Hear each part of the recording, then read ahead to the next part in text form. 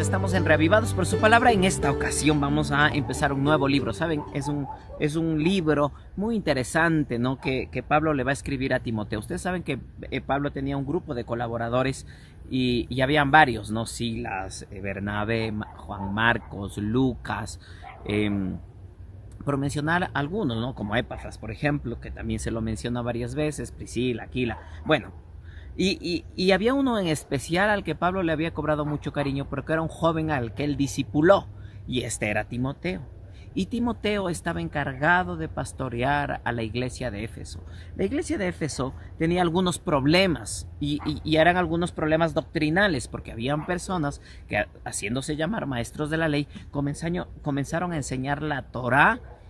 Y al enseñar la Torah, pues se centraron en algunos aspectos un poco difíciles de comprender y torcieron la verdad de Dios. Entonces la intención de Pablo era poder aclarar estos puntos, y de eso se va a tratar su carta. Y aquí le dice a Timoteo, bueno, Timoteo, tienes que quedarte en Éfeso y ayudar a comprender realmente cómo la Torah tiene que conducirnos a Cristo. En algunas versiones dice la ley. La ley, cuando aquí se mencione a la ley, va a referirse a los primeros 5 libros de la Biblia, al Pentateuco, y es a eso donde va a apuntar. Entonces, Pablo les va a explicar y por medio de esta carta cómo Timoteo tiene que conducirse y guiarse para hablar a estos falsos maestros de la ley y comenzar a entender que toda la Biblia, toda la palabra tiene que tener un centro, un punto donde convergen todas las verdades, y ese punto es Jesucristo.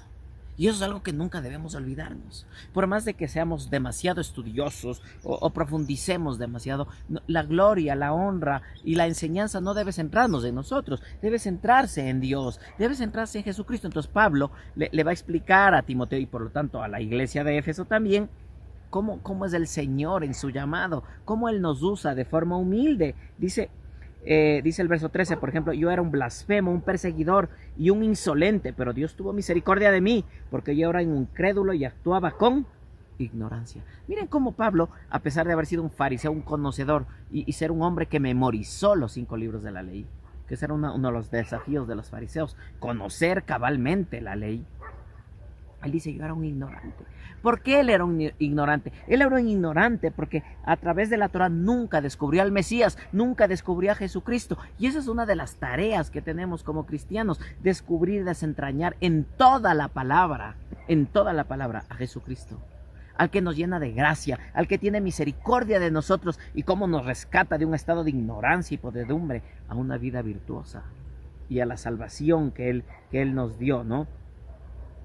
Dice el verso 15, este mensaje es digno de crédito y merece ser aceptado por todos, que Cristo Jesús vino al mundo para salvar a los pecadores, de los cuales yo soy el primero. Y entonces les explica la primera condición que debemos tener como seres humanos al acercarnos a su palabra santa es entender esta indignidad, es entender que somos pecadores y que hay alguien más grande y más alto, que es el que nos sostiene y el que nos rescata para entender la palabra y para poder explicar a otros la obra es de Él. Y es así como Él empieza esta carta. Hay muchas otras cosas más en que meditar porque es muy linda, como apunta hacia Jesucristo. Ese es el mensaje. Jesucristo vino a salvarnos. Nosotros somos los primeros pecadores. Vamos a orar y agradecer a Dios por habernos elegido. Querido Dios, gracias por tu elección poderosa y maravillosa, oh Dios. A pesar de nuestra ignorancia, a pesar de haber vivido en el pecado, tú nos rescatas y nos das tu palabra. Y ahora con humildad nos acercamos a ella para colocarte en el centro de toda la doctrina, Señor. Permite que eso sea así, oh Dios, y que al profundizar, al entender más de tu palabra, te encontremos más a ti. Oh Dios, en el nombre bendito de Jesús oramos. Amén. Que Dios les bendiga.